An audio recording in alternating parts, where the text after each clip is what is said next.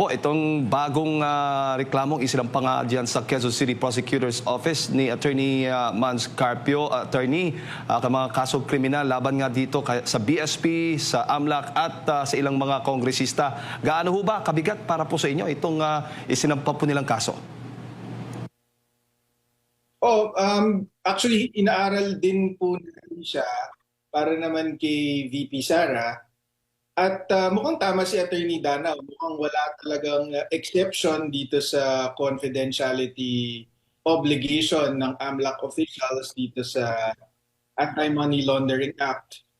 Kaya mukhang tama ang sinasabi niya na criminal act yung pagkalabas nila ng impormasyon dito sa Kamara. Kaya nag-file na sila. So tayo naman, kung wala tayong habang inaaral ko yan, kung wala tayong makikitang exception sa batas na to, mukhang yun din po ang i-recommenda natin kay VP Sara. Good morning. Balikan lang po natin yung naputol pong tanong kanina. Ilan kasing pong mga mambabatas ay ang kanilang reaksyon hinggil nga po dito ng impeachment proceedings ay exempted o hindi sakop ng Bank Secrecy Law base sa Section 2 po ng RA 1405. Ano ho ba ang inyong masasabi hinggil nga po dito, Attorney? Ang tingin ko dyan is number one, ang tinitignan po natin ay violation ng Anti-Money Laundering Act. Sa Anti-Money Laundering Act po, wala pong exception. Yung sinasabi po nilang exception sa Bank Secrecy Law, wala po yung exception na yun sa Anti-Money Laundering Act. At pangalawa, doon naman sa exception under the Bank Secrecy Law, if I remember correctly, ang exception doon is for an impeachment case. And as far as we're concerned, wala pa pong impeachment case dahil nasa Kongreso pa lang ito. Magkakaroon ng impeachment case kapag na-transmit na po ito sa Senado. At ang Senado po ang may kakayahan na or mabibigyan ng exception dito sa Bank Secrecy Law. So tingin ko po hindi po tama yung argumento nila na sakop ito ng exception ng Bank Secrecy Law. Opo. Sa inyo pong karanasan, Attorney, madali lang bang patunayan ang illegal disclosure nga nitong bank records, lalo na kung ito ay ginawa po sa isang congressional hearing? Tingin ko kasi nasa publiko naman po yung isinapubliko po yung buong hearing at klaro naman na walang exception nga sa batas ng pag-disclose nitong mga impormasyon na nakalap ng AMLC. Kaya tingin ko madali lang mapapatunayan ito nila Attorney Danao. Ngayon, ang mas importante dito, Jade and Admar, ay bakit ba bakit ba hindi maganda or pinagbabawal itong disclosure ng mga impormasyon na nakalap ng AMLC.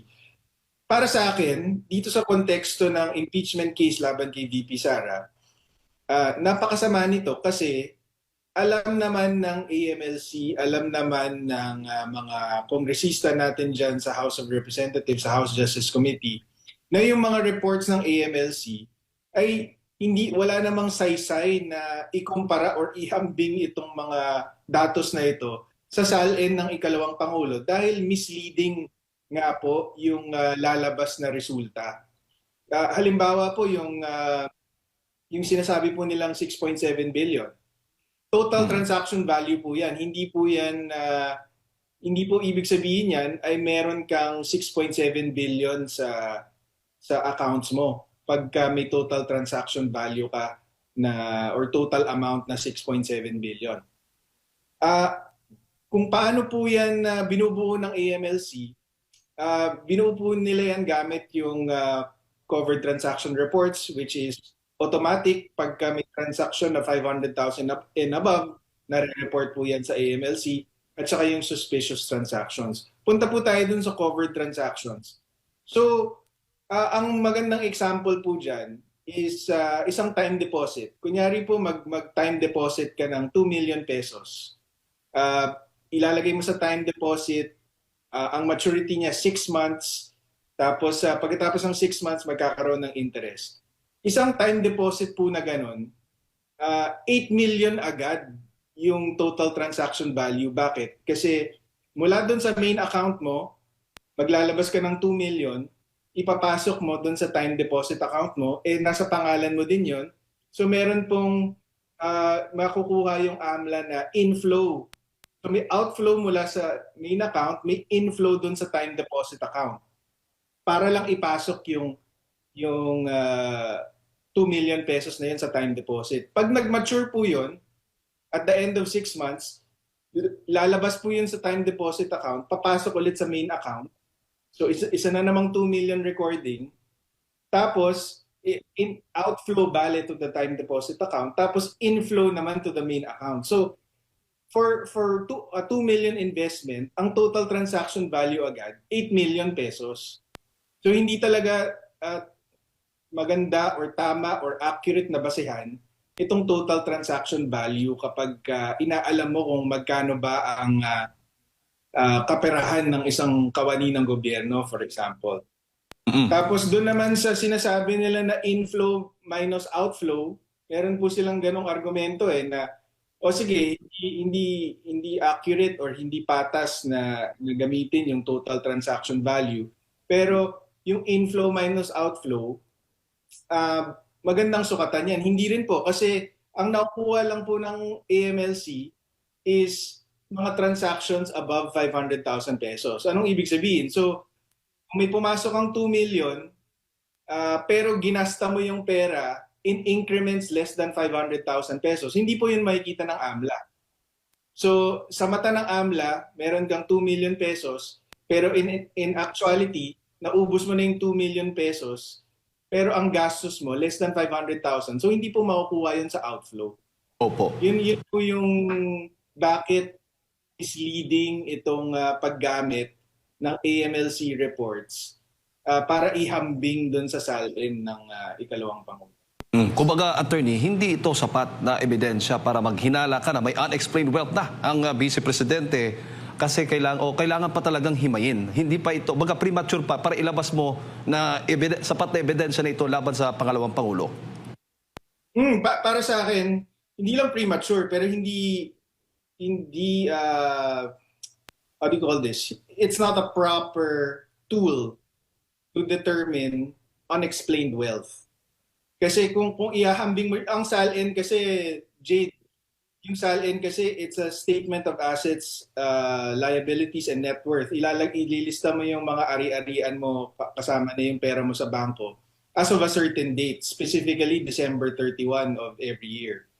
So, yung December 31 of 2025, pwedeng kumita ka ng 10 milyong piso sa 2025. May pumasok na 10 milyong piso sa'yo. Pero pwedeng nagastos mo ng 10 million pesos by December 31, 2025. So sa SALN mo, hindi mo dedeklara yung pumasok na pera. Diba? Kasi baka nagastos mo na by December 31, 2025. So para ihambing siya sa sa mga reports na ang report ay labas-pasok, hindi po apples to oranges, hindi magandang gamiting basehan. At hindi ko lang po papangunahan yung impeachment defense team, pero ang alam po natin ay meron din po silang ebidensya na magpapatunay na hindi dapat, kasi may 6.7 billion po na sinasabing lumabas-pasok sa accounts po nila, di ba? Mukhang meron po silang ebidensyang magpapatunay na hindi po 6.7 billion ang pumasok at lumabas dyan sa mga accounts na yan. Opo. At sa madaling salita, attorney, kung may discrepancy man ang isang opisyal ng gobyerno sa kanyang SALN o itong sa kanyang AMLAC data, hindi automatic na ebidensya ng dishonesty ng graph o ng korupsyon. Oo, lalo na dun sa paraan kung paano prinisinta ng AMLC. Kasi yung prepare niyang summary na pilit ginagamit ngayon laban kay VP Sara, napaka-misleading po nun. At yung AMLC na po mismo, nung 2017 pa lang, nung sinubukang gamitin ito ni former Senator Trillanes laban kay dating Pangulong Duterte, naglabas na po sila ng official statement noon noong 2017 na talagang misleading po gamitin yung credit and debit totals dahil hindi po talaga yun nagpapatunay ng wealth or ng kaperahan mo sa bangko. Opo, kung mapapatunayan, attorney, na may paglabag nga itong mga opisyal na kinasuhan ni Attorney Mans Carpio, ano po yung posibleng criminal liability po? Kulong po yun. Meron pong kaparusahan niya na kulong. Tapos kung hindi po tayo nagkakamali, meron din po yung disqualification from public service. Yes. Pabigat po yan. Papaano po yung mga kongresista na kasama po sa mga kinasuhan? Sila ho ba ay makukulong din? O kung napatunayan po na tama yung teorya, yung legal theory at mukhang merong cooperation or participation itong mga kongresista dito sa paglabas ng impormasyon na to, mahatulan po sila ng guilty dito sa violation ng Anti-Money Laundering Act. Opo, pero hindi ho ba sila protektado ng baga immunity, parliamentary immunity, attorney, sa ganitong kaso? Tingin ko po hindi po pasok to sa qualified immunity ng mga kongresista dahil ang pinoprotektahan po nun ay free speech. Yung mga sinasabi mong opinion tungkol sa current affairs sa ibang tao, 'di ba? Pero ito pong pagsiwalat nitong mga misleading AMLC reports, tingin ko po hindi po sakop 'yan at makikita po natin yung BIR commissioner nanindigan po siya na hindi pwedeng ilabas yung tax returns nung mag-asawa or nung law office ba ni Attorney Mans Carpio at kaya hindi nabuksan at least nung nakaraang linggo. So meron po talagang pananagutan kasi kung yung BIR commissioner ay tingin po niya ay may exception or wala naman pong liability, di sana binigay niya na last week. Pero nanindigan po siya na ayon sa batas, hindi po pwede isiwalat publicly itong mga dokumentong ito. Opo. Bago ko ipasok kay Partner Admar, so may epekto ho ba itong kasong ito sa isinasagawang impeachment proceedings ng Kamara? Kaya ba nitong pahintuin o pahinain ang mga kaso laban sa Vice President? Yung paghihinto, tingin ko hindi mangyayari yun. Kasi ang criminal complaint, hindi naman yan makakapaghinto ng impeachment proceeding, kagaya nung pagka-file natin ng perjury complaint laban kay Madriaga, hindi naman po yun yung objective nun. 'Di ba? Pero ang epekto po nun is maganda pong malaman ng tao kung ano po yung ginagawa ng ating gobyerno, ginagawa po ng mga kongresista dyan sa House Justice Committee para diinin si VP Sara. So gumagawa sila ng mga hakbang na labag sa batas, na misleading, mapanlin lang, para lang gumawa ng naratibo na itong si VP Sara ay kesyo nagnakaw sa bayan o anuman. Pero kampiyansa po tayo na sa patas na labanan na sana ay maranasan ng kampo ni VP Sara sa Senado ay mapapatunayan na kabalbalan lahat ng ito.